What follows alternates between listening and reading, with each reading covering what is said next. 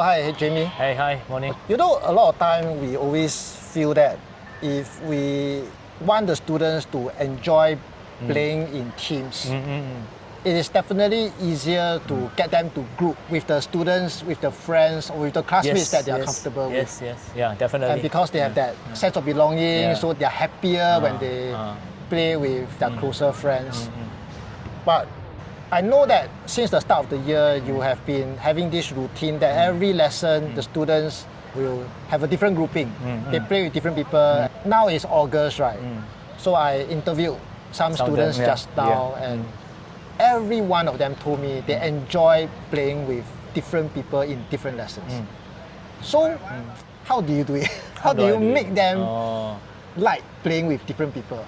First qualify, some days are good, some days are not so good. And initially, I think the days that are not so good are more because I think I speak for most people is that if you are grouped with different social groups within a class, definitely there's some discomfort. I attest to it because whenever the school has a school staff meeting, I will look for my PE department. Yeah. It's a very normal human thing.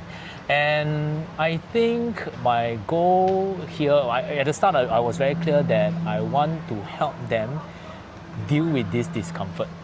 Yeah, because I think I've seen also, I observe when they're younger, they don't have tools to manage. When they're uncomfortable interacting with another person, they tend to not learn. They tend to like switch off. The attitude of learning will decrease. And I cannot have that happen throughout the year. So to set the tone right or to set the lesson up for learning, the best way is that I should make them learn how to be uncomfortable. Playing with different people. So that's the hashtag I have. I use it from the start. Play with anyone, play with anyone, play with anyone. And anyone meaning in your class. Because you are classmates, you're going to be classmates for 2 years. This is a PE lesson, this is how it's going to be like for next 2 years. So let's start with learning to mix. Maybe I don't like this person, but that's okay. I can still learn with him. I can still function with him. I still can operate with him or her that I may or may not like within the class. So that's the goal. The playing with new people every time is actually very disruptive. Yes. Yeah, it can be very disruptive for the child because you have to make new partnership every time, every single time. So I know, I get it.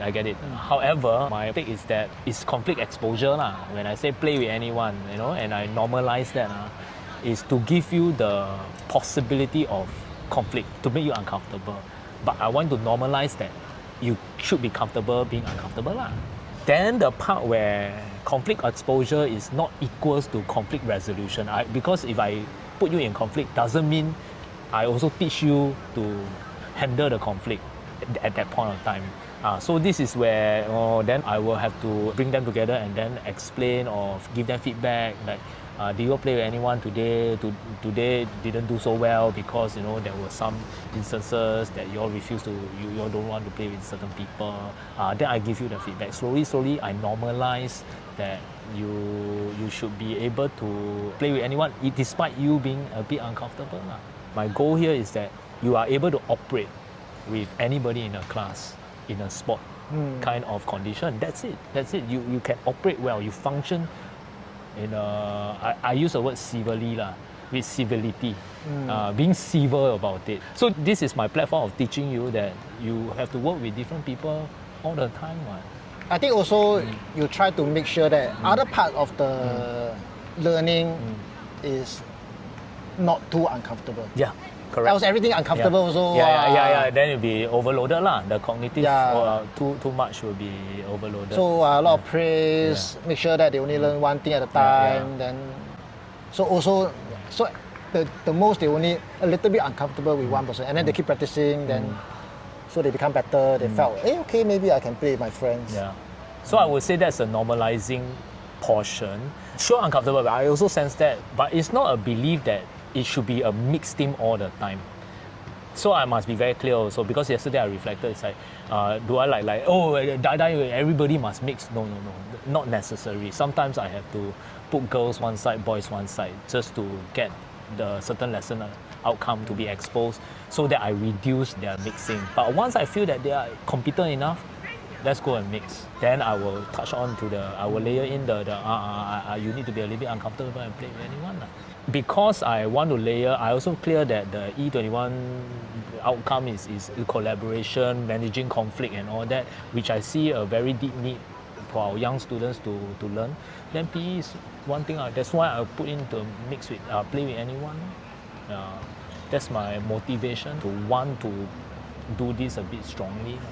Every lesson we make an average 500 decisions, and all these 500 decisions usually is aligned to that one belief that we have. Yeah. If we don't have that belief and it's not clear to us, right? Then the decision will be all over the place. Yes. We might even make a decision based on what we think we should do or what others are doing or we're just following. Then in the end is all over the place. Then the students don't even know which direction are they going. Correct. So I think what I keep hearing from you is you have that belief that students should learn to work with different people because else they will suffer in workplace later on. So I think another belief of yours is students should not be stressed in learning. Yeah, shouldn't be as little as okay, because learning is uncomfortable sometimes. Yes. So I want to reduce that discomfort or reduce the mental load, or if I know that they are going through stress, then I will try to make it in a safe environment for them to do so. Actually, mixed grouping is also developing a safe environment.